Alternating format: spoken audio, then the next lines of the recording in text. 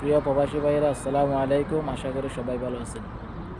প্রিয় প্রবাসী ভাইদের উদ্দেশ্যে আমার একটি সতর্কতা, একটা গুরুত্বপূর্ণ কথা হচ্ছে, উম, আমার এক বন্ধু রাস্তা পার হওয়ার সময় সৌদি আরবের পুলিশ তাকে জরিমানা করছে। এটা কীরকম?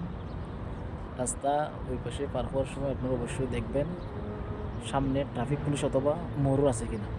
এটা একদম বাস্তব একটা ঘটনা।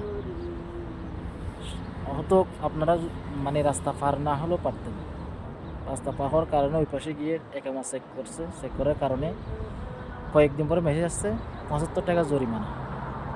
তাই আমি সকল প্রবাসী ভাইকে বলবো, আপনারা মানে সামনে পুলিশ দেখলে অথবা রিস্ক নিয়ে কখনো মানে গাড়ি চলাচল করতে যেরকম আছে কখনো পার হবেন না। এটা আপনার পরবর্তীতে জরিমানা আসবে অবশ্যই।